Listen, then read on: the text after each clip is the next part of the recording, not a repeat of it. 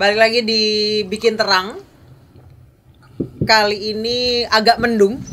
Kenapa? Bukan cuaca Jakarta. Kasus korupsi sekarang angkanya makin heboh ya. Ya. 300 triliun. Dan yang menarik yang Sekarang 190. Yang menarik yang mengungkap Kejaksaan Agung. Iya. Padahal dulu KPK raja. Lu maksud lu mau ngadili gua di sini? Gua pulang nih. Bang Saud, ada Bang Saud itu orang pimpinan KPK 2015-2019. Kenapa sih KPK sekarang, Bang? Ya, sebenarnya itu yang saya bilang, Prabowo please Pak, kembalikanlah undang-undang KPK. Sebentar. Kalau misalnya memang dulu sempat dikempesin, Yes. kan sekarang udah nggak kempes-kempes amat, sebenarnya bisa dipelembungin lagi. Aku diskusi sama Bro Goib ini cukup lama tentang value di KPK yang dirusak kan. value loh yang dirusak. Come on, kita talking about the value this morning. Kita bicara nilai 9 nilai yang saya bilang Jupe mandi tangker sebril, masih ingat nggak? 9 nilai. Jujur, peduli, mandiri, tanggung jawab, berani, sederhana, adil. Masih ada nggak di KPK? Nggak berani jawab, saya bukan orang dalam. I've been there. Jadi pertanyaannya, kalau dia berada di posisi 9 nilai itu, ya dia harus melaksanakan check and balance sebagai trigger mechanism di banyak tempat. Ini persoalannya dia men-trigger dirinya sendiri kan. Nah, kalaupun ada kemudian let's say quote and quote favoritism dari Mr. President kepada kejaksaan, kemudian apakah dua penegakan hukum lain tidak boleh melakukan yang sama? Oh, hukum harus adil, hukum harus bermanfaat, hukum harus pasti. Itu yang saya bilang di salah satu stasiun TV. Ini menjadi menarik. KPK nangkap jaksa, jaksa nangkap KPK, KPK nangkap polisi, polisi nangkap jaksa. Karena tiga ini kan isunya kan menghadapi persoalan korupsi. Yes. Jadi check and balance. Jadi sekali lagi pertanyaannya ada apa dengan KPK sekarang? Ya kita tahu semua bagaimana mereka nilainya berubah tadi itu. Pada bagian lain dia juga ada bagian dari pemerintah. Walaupun mereka mengatakan dalam konteks dan tentara ya kita juga masih bisa nganggap walaupun mereka bukan penyelenggara negara, tapi struktur dan tentara ada KPK di situ. Padahal kalau rapat di voting aja kalah dia kan. Mana ada juga rapat di suatu badan usaha terus kemudian tidak voting kalau ada perbedaan pendapat. Padahal dia itu penegak hukum sebenarnya. Itu aja udah barang aneh gitu. Udah selesai, udah bisa pulang gua, Mbak. Jadi Nih Bang, kalau berdasarkan survei ini bahkan kepercayaan publik ke KPK itu hanya lebih tinggi dari parpol, Bang. Parpol. Lebih tinggi. Parpol. Hanya lebih tinggi dari parpol, Bang. Sedikit ya. Jadi memang begini, diskusi kita sebelumnya 9 lembaga di dunia yang menilai kita kenapa dapat indeks persepsi korupsi 40, saya keluar di KPK, anjlok menjadi 34 waktu itu gara-gara undang-undang KPK itu karena dianggap itu merusak segalanya. Sekarang agak naik ke 37. 9 lembaga yang menilai ini kan, salah satu variabelnya 9 lembaga itu varietas demokrasi ngasih kita nilai dari 1 sampai 100 itu 22. The way you laksanakan demokrasi cuma dapat 22. Apa yang dinilai di situ? Kaderisasi partai politik, semuanya dinilai semua. Bagaimana Anda KPU-nya kayak gimana? Angkanya dapat 22. Rusaknya di politik itu, orang selama ini tidak mengaitkan bahwa politik itu sangat terkait dengan yang disebut sebagai pemberantasan korupsi. Oke, varietas demokrasi itu muncul belakangan memang. Pertamanya itu kan ada Economic Intelligence Unit, World Justice Project, terus kemudian World Economic Forum, semua itu kan memberi nilai masing-masing. Orang mulai mikir, oh iya ternyata biang keroknya itu sebenarnya, kalau kita bicara bagaimana money politics, ya kan, itu sangat kuat. Jadi sekali lagi, kalau memang kita mau katakan kenapa sebenarnya ini bisa terjadi sebelum kita beresin politiknya, ya ini akan begini terus.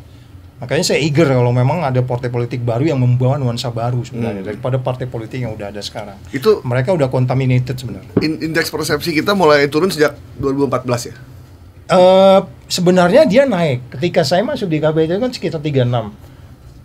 OTT itu dinaikin itu orang percaya semua, kemudian nggak ada berisik-berisik cicak buaya segala macam itu, orang percaya semua dengan segala macam strategi.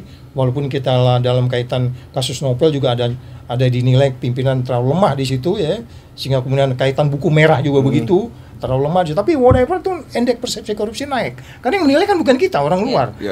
Walaupun itu persepsi loh Mbak. Persepsi itu masih banyak adjustment yang namanya Iya. persepsi.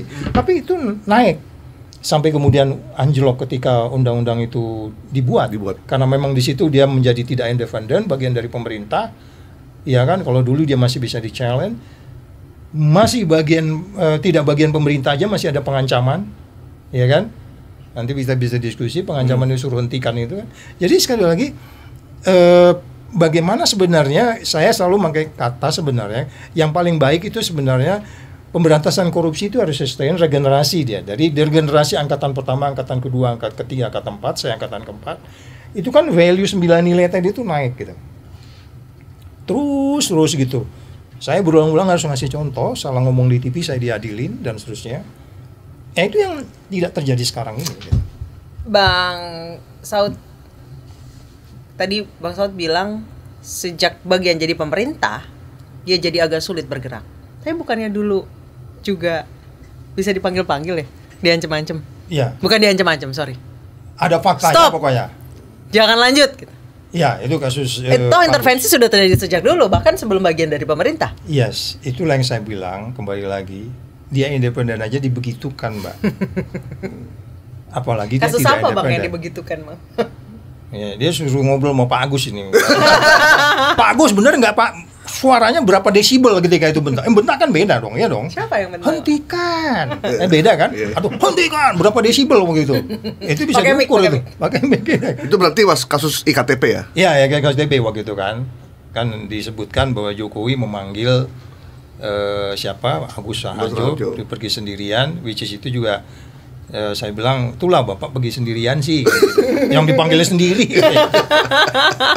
Gitu. Ngajak-ngajak sih. Iya, nggak ngajak-ngajak gitu. Kalau dimarahin, tapi mungkin bisa dibayangkan, panggilnya Pak Agus aja, panggil Saud capek gue pusing. Jadi waktu itu KPK menetapkan Setia Novanto sebagai tersangka.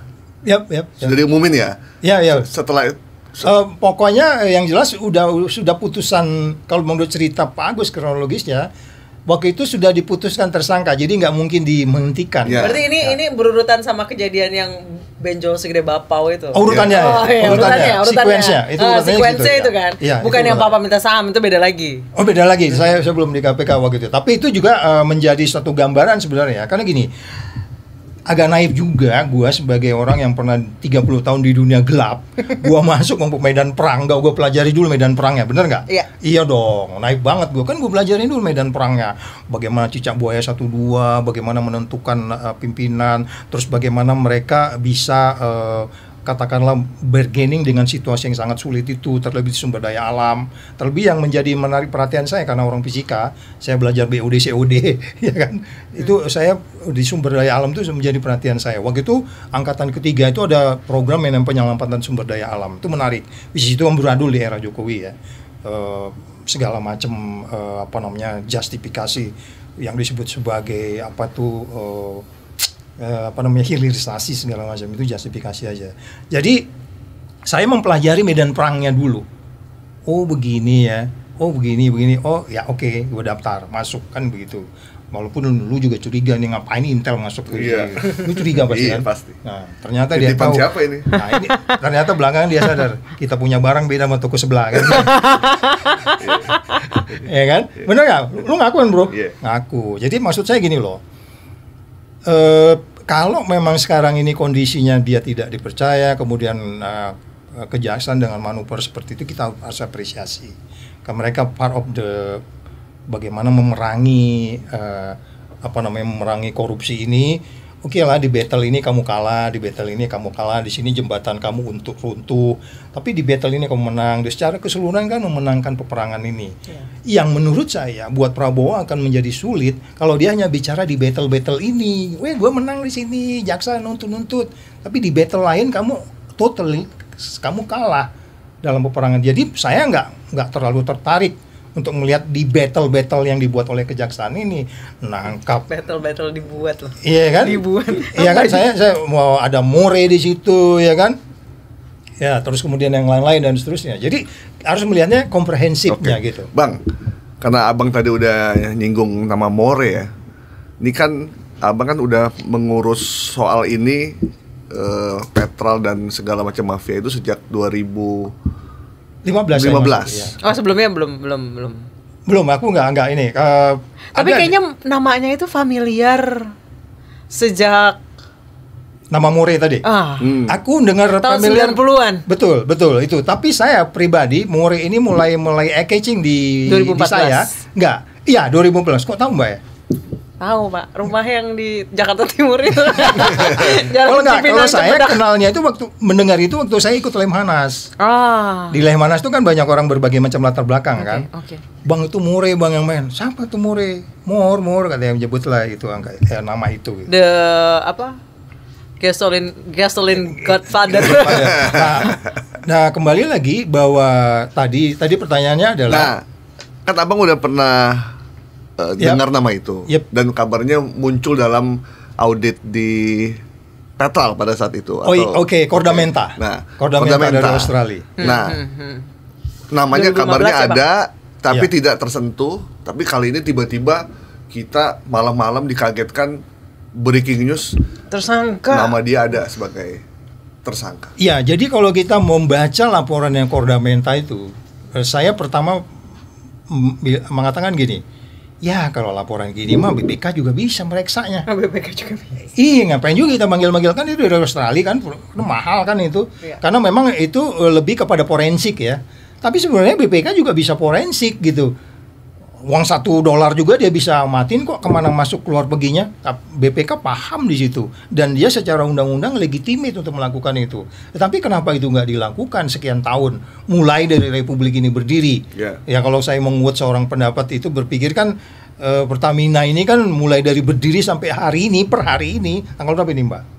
16 Juli 16 Juli 2025 itu kan semuanya terkait-kaitnya sama istana selalu disebutnya kan, selalu kaitannya begitu. Itu yang menyimpulkan kepada kita ya barang-barang kecil mana yang berani melawan istana gitu, sehingga orang bilang ya oke, ini hanya pengganti pemain.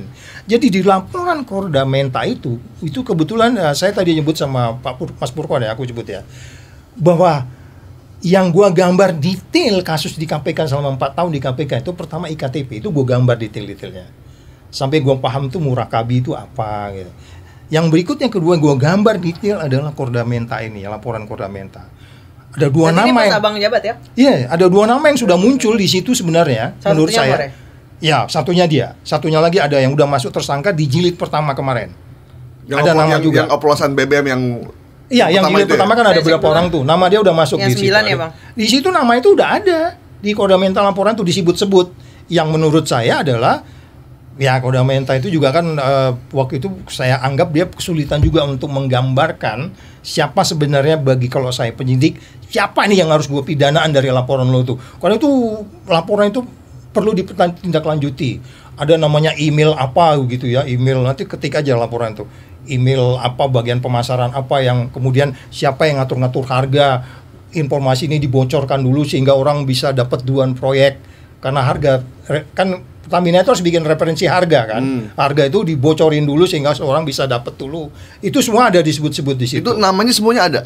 Ada di situ.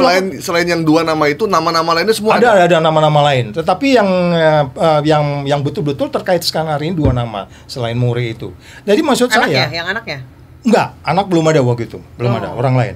Jadi maksud saya gini loh, dari yang kita sebut sebagai bagaimana dari awal berdiri sampai hari ini Pertamina ini sangat carut marut, yang korupsinya simple kita pergi ke pompa bensin nuang grek gitu lo dapat setiap literan gitu ya, segampang itu ya, karena memang dari awal dia tidak didesain untuk kemudian bagaimana uang besar dengan mudah diatur ini dengan manajemen yang bebas konflik kepentingannya gitu. Semua orang punya kepentingan di situ. Situasi itu dibuat supaya kita punya kepentingan di sana.